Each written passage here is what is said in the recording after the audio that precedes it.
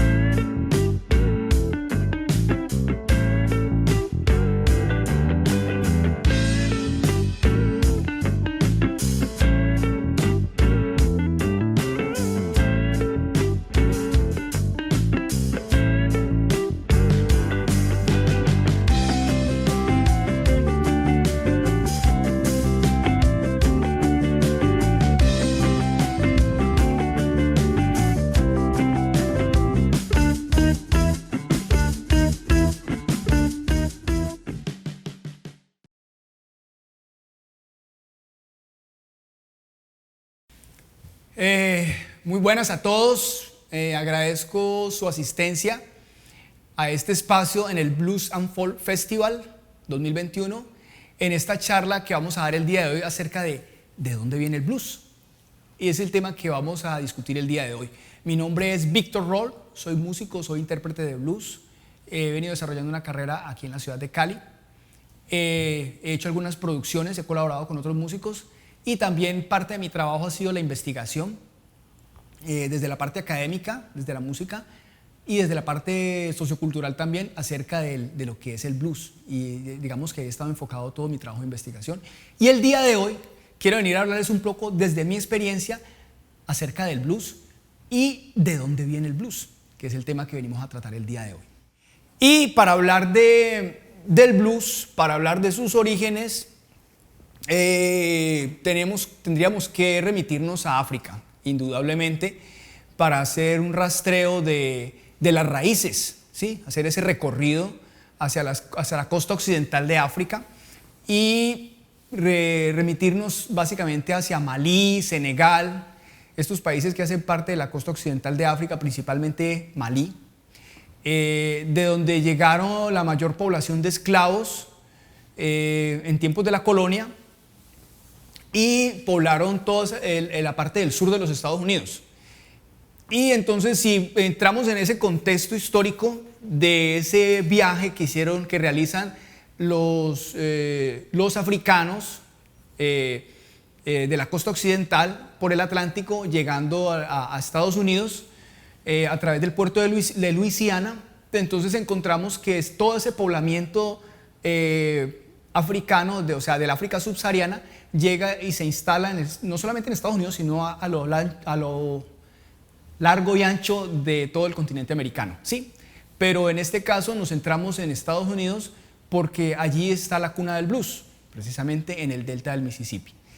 Y cuando hablamos del delta del Mississippi tenemos que hablar no solamente del blues, sino que el delta del Mississippi se constituye en esa cuna realmente, en ese lugar donde nace el blues como tal en algún momento, en los campos de algodón, en las canciones de trabajo, los war songs, o en las granjas penitenciarias donde los afroamericanos mitigaban sus largas horas de trabajos forzados, entonando sus canciones, sus historias, y allí en esos espacios, en esos escenarios nace el blues en algún momento.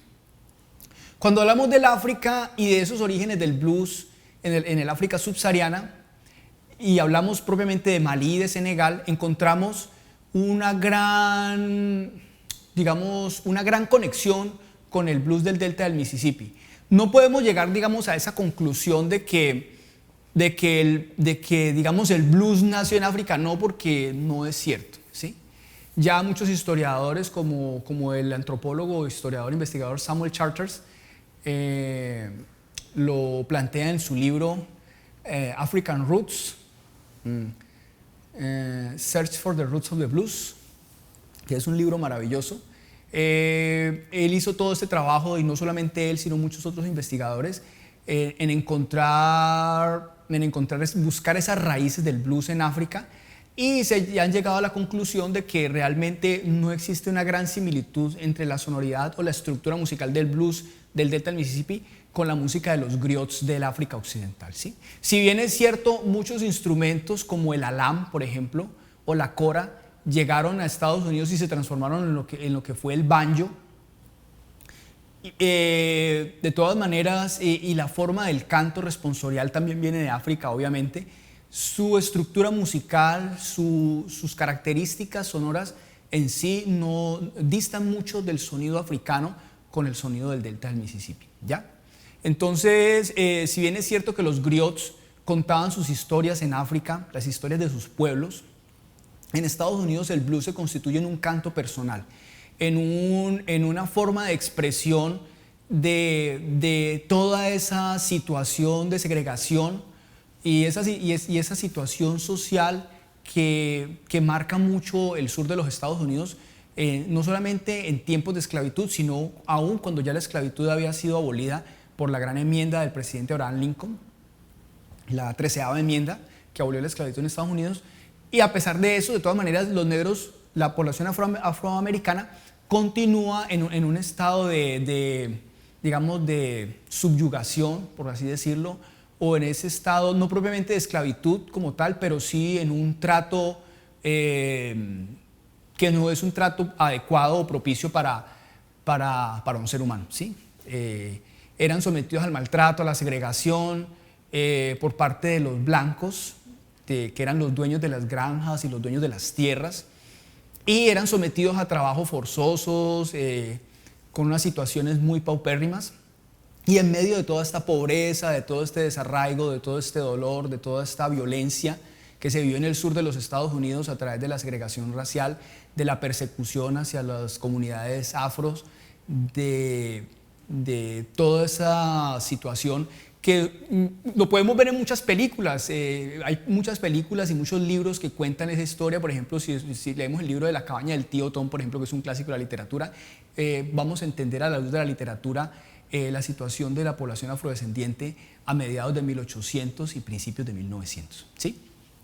Muy bien, entonces el blues nace en algún lugar del delta del Mississippi, en las plantaciones de algodón, ¿sí? En los war songs o cantos de trabajo. Pero el blues surge, desarrolla una cantidad de aspectos en su musicalidad y se abre hacia otras fronteras y comienza a desarrollar diferentes géneros y subgéneros, ¿ya? Nosotros hablamos del delta del Mississippi, que es la cuna del blues. No podemos identificar en qué momento ni en qué lugar de la historia podríamos decir exactamente este fue el primer hombre o la primera mujer que cantó un blues en Estados Unidos, ¿sí? Es como el eslabón perdido del Homo sapiens, o sea, no podemos determinar el momento justo y exacto en el cual hubo el primer hombre que cantó el primer blues. Sí hay muchos puntos de referencia, como el caso de la primera partitura que se imprimió por el músico W.C. Handy, o W.C. Handy, que escribió su famoso St. Louis Blues, pero anteriormente, en el año 1912, escribió Memphis Blues y lo registró como una primera partitura en la estructura de 12 compases, que es la que conocemos actualmente en el blues, ¿sí? Entonces tenemos ese referente escrito como un testimonio de la historia de cuando se escribió la primera partitura de blues en el año de 1912. Entonces muchos toman ese punto de partida y en algunos lugares en Estados Unidos, en Memphis, por ejemplo, a W.C. Handy se le atribuye el papel del padre del blues, o él mismo se autodenominó el padre del blues. Pero si vamos entonces al delta del Mississippi, vamos a encontrar unos referentes musicales muy importantes, como es el caso de Charlie Patton y Son House, y por supuesto Robert Johnson, ¿ya? Que digamos que fueron como esos pilares que sentaron las bases del blues del delta en Estados Unidos, en el delta del Mississippi, ¿ok? Cuando hablamos de Robert Johnson, ahí entramos a un capítulo aparte, porque tocamos algo muy importante, que es el mito y la leyenda, ¿sí? Entonces, las músicas de tradición oral siempre van a estar en ese contexto del mito y la leyenda, porque a través del mito y la leyenda se construye la identidad de los pueblos, ¿sí? Entonces, uno de los grandes mitos que se constituye a Robert Johnson es el famoso mito del cruce de caminos, que también es una herencia yoruba, ¿no?, africana. Y entonces vemos que Robert Johnson fue mitificado a través del mito del cruce de caminos, que ya todos sabemos que, según cuenta la historia, Robert Johnson fue a un cruce de caminos en algún lugar en Clarksdale, Mississippi, y le vendió el alma al diablo, ¿sí? Entonces se difundió esa historia por los músicos de su época y sus congéneres de su generación, y muchos años después, en entrevistas a muchos músicos como el mismo Son House o Honey Boy Edwards, que era muy amigo de Robert Johnson, decía que sí, que Robert Johnson le había vendido el alma al diablo porque se fue un año y de repente él era muy mal músico y de repente regresó tocando la guitarra de una manera increíble. Y lo que sí es cierto es que él transmitía un aura y una magia en el escenario, y sus canciones tenían ese toque especial que distaba mucho de los otros músicos de su época, ¿sí? Verdad o mentira, pues este mito lo que hizo fue acrecentar la leyenda de Robert Johnson y se constituyó realmente en un pilar para toda la música que vendría después, ¿sí?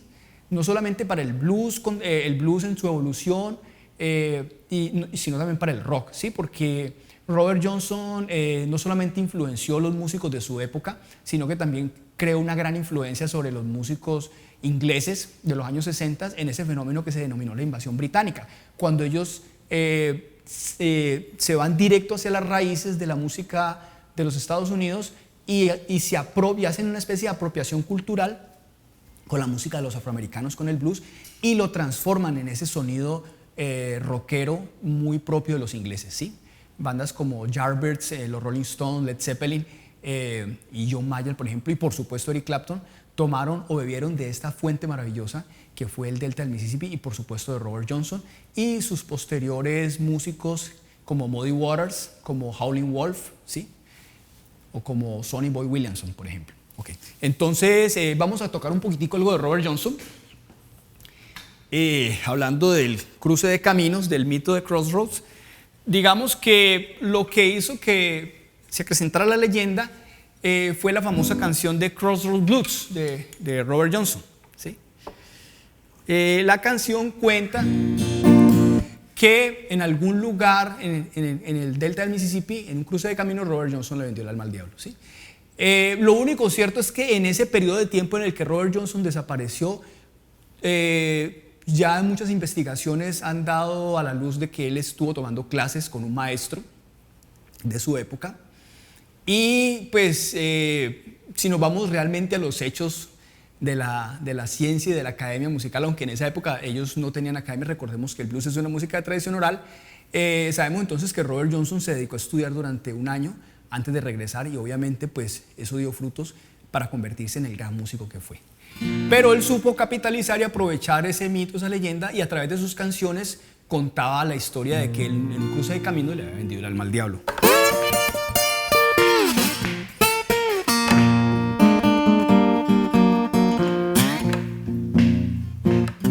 I went to the crossroad, fell down on my knee.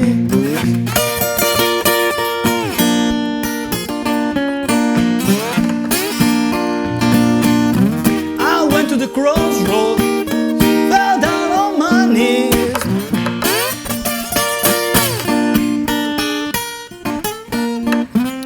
I got a lot of mercy now, say poor boy if you please.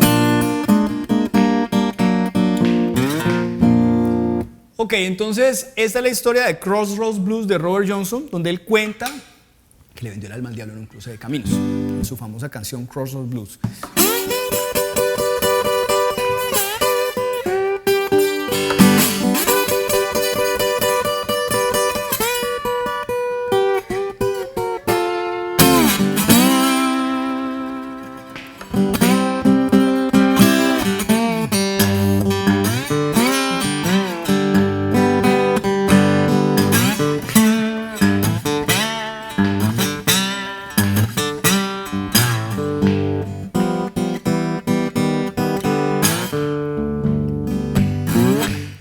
up this morning, feel around for my shoe. You know about that, baby, how the more walking blue. Woke up this morning, feel around for my shoe.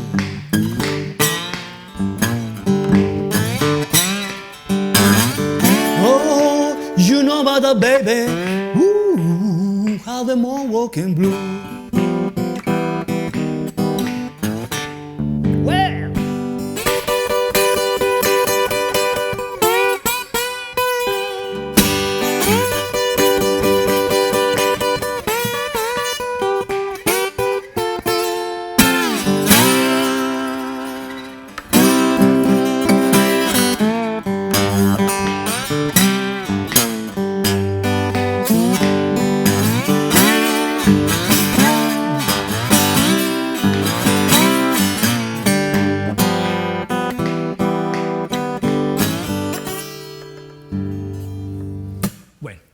Walking Blues, también del gran Robert Johnson. Posteriormente habría un músico que transformó ese sonido del delta, que también bebió de las fuentes de Robert Johnson, que fue Muddy Waters. Muddy Waters se constituye en el gran padre del blues de Chicago y es el encargado de llevar el delta a Chicago y transformarlo en un sonido eléctrico, ¿sí? Nosotros vemos, por ejemplo, cómo se va dando la evolución del blues a medida que va avanzando, y si tomamos un punto de partida a Robert Johnson y luego vamos a Muddy Waters, entonces escuchamos ese sonido un poco transformado, ¿ya? Y escuchamos una canción como esta.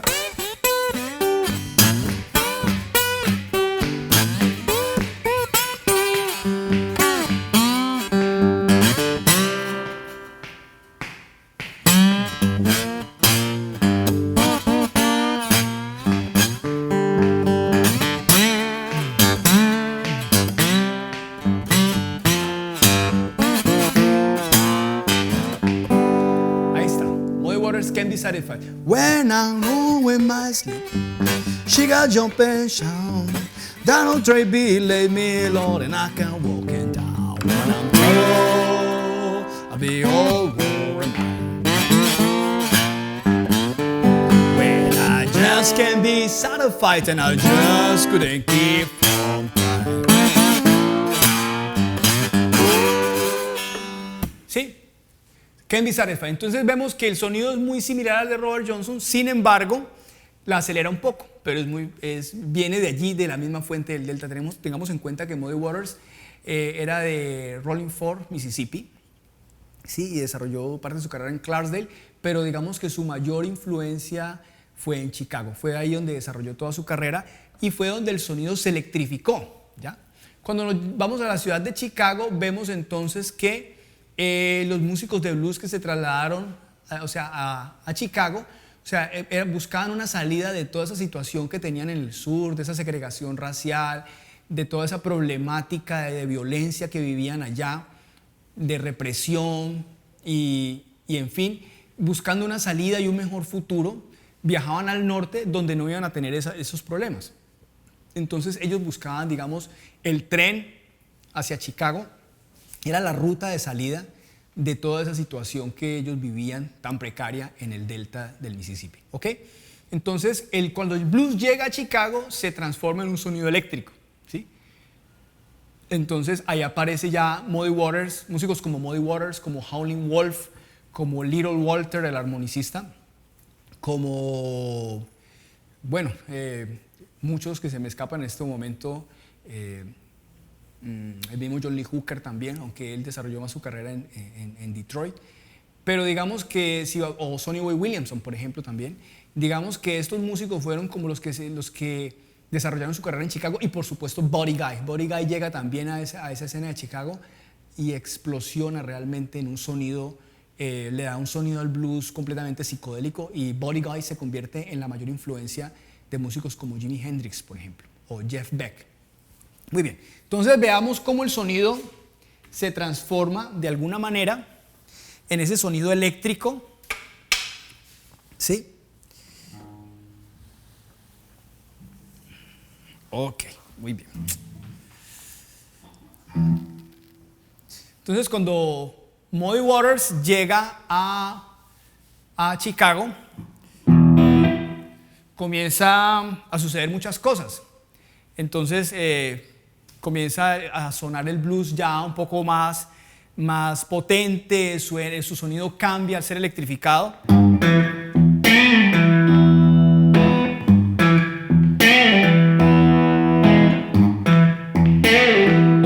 Well, I wish I was a catfish swimming in a world deep blue sea. ¿Listo? Tenemos el Catfish Blues, y el Catfish Blues se convierte en ese sonido totalmente orgánico, cíclico, que después Jimi Hendrix lo transformaría y sonaría algo como esto. El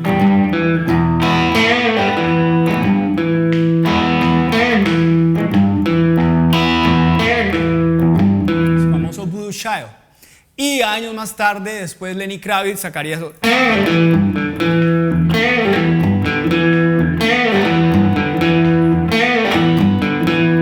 Entonces vemos que a partir de un riff que se desarrolla en Chicago, comienza a desarrollarse una serie de sonidos y el blues comienza a tener esa evolución hacia otras sonoridades más contemporáneas, ¿sí? Entonces, ¿cómo sonaba el blues de Chicago? Vamos a hacer una pequeña demostración acá. Con un shuffle. El shuffle es el ritmo más representativo del blues de Chicago, ese sonido que marcó mucho a temas clásicos como por ejemplo Sweet Home Chicago, como Drifting Blues, muchos clásicos que estaban en ese estilo shuffle tradicional. Veamos entonces cómo se interpretaba el shuffle en la guitarra en aquella época. ¿Okay?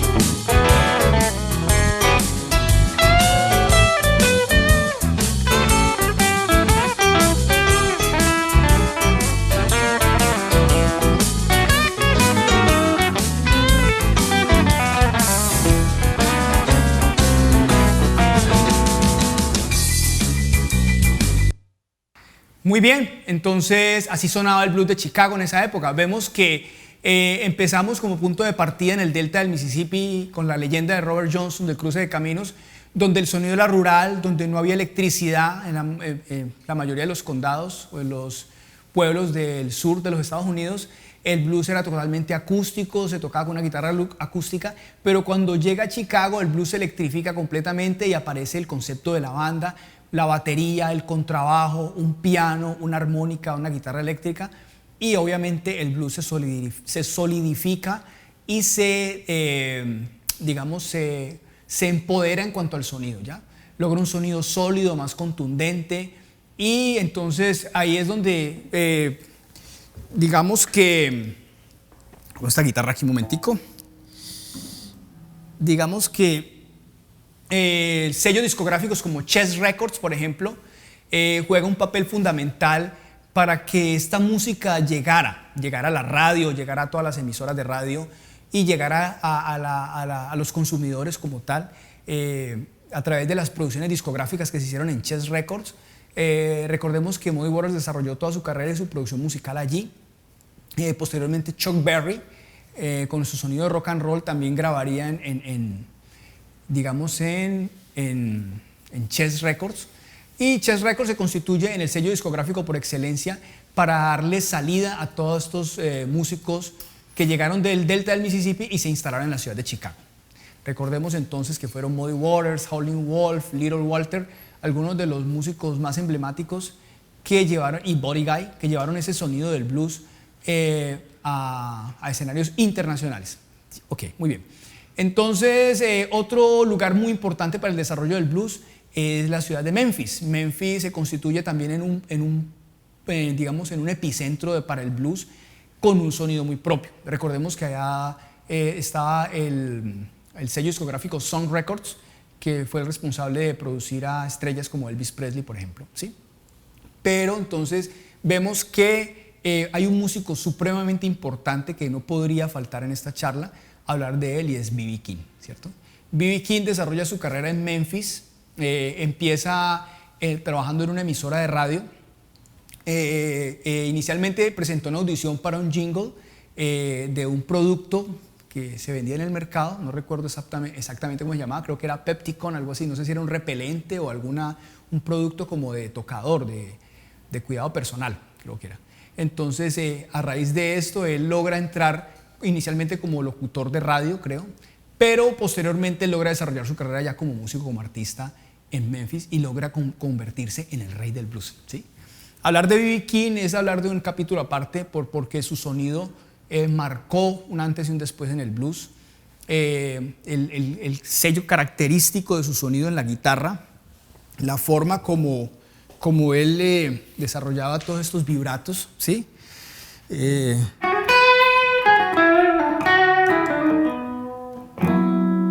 ¿Sí? Ese era muy característico de B.B. King.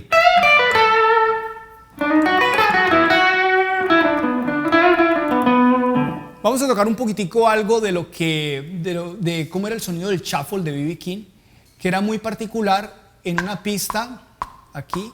Voy a tocarles algo que está un poquitico basado en un tema clásico del que se llama Paying the Cost to be the Boss, pagando el precio de ser el jefe, ¿sí? Entonces, el fraseo de B.B. King era un fraseo muy característico. Vamos a tratar de hacer un poquitico un acercamiento a lo que era el sonido de la guitarra de B.B. King.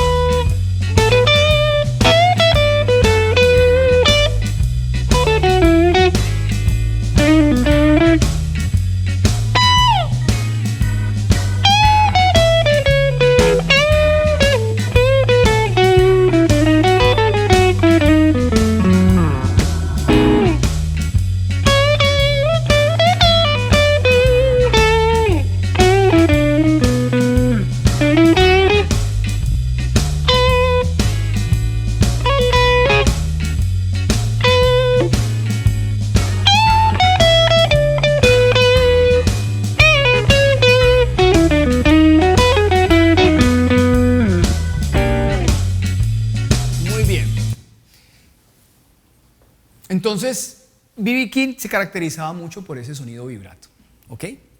Era muy típico de lo que era su sonido a la hora de tocar el shuffle. El vibrato era la esencia principal de B.B. King, ¿ya? B.B. King desarrolló una gran carrera musical, falleció en el año 2015 y dejó un gran legado, pero también existieron otros músicos en Memphis, como Albert King, que fue otro de los reyes del blues, que grabó un álbum icónico que fue Born Under a Bad Sign, ¿sí? En el año de 1967 con el sello Stax Records, que es también el sello discográfico por excelencia en la ciudad de Memphis, al igual que Sun Records también. Digamos que esos eran los dos sellos más importantes que produjeron a la mayor cantidad de músicos de blues de esa época, ¿sí? Albert King, por su parte, desarrolló también una prolífica carrera, él era zurdo, y Albert King influenció a muchos músicos de su época, como Stevie Ray Vaughan, por ejemplo, ¿ya? Entonces Stevie Ray Vaughan logra absorber todo ese sonido o logra influenciarse tanto por el sonido de Albert King, que muchos de sus licks de guitarra sonaban muy a lo que sonaba Albert King, ¿sí? Nosotros escuchamos, por ejemplo, un tema como The Sky's Crying, ¿sí? Donde vemos que Stevie Ray Vaughan utilizaba mucho esos bends.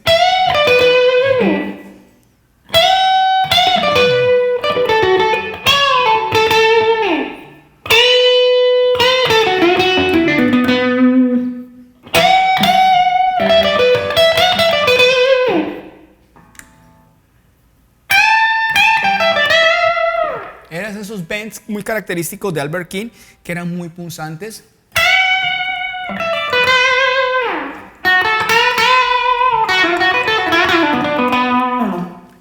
Con una fuerte presencia también del vibrato en un sonido. Recordemos que Albert King, a diferencia de B.B. King, Albert King era zurdo y él tocaba con la guitarra sin cambiar el orden de las cuerdas. O sea, simplemente volteaba la guitarra y por lo tanto la primera cuerda quedaba en la parte de arriba. Por lo tanto, su estilo de tocar la guitarra era totalmente invertido, ¿sí? Y eso hacía que él sonara diferente a los demás músicos de su época. Muy bien. Entonces, hemos hablado hasta ahora del blues partiendo del delta del Mississippi, yéndonos hacia la ciudad de Chicago.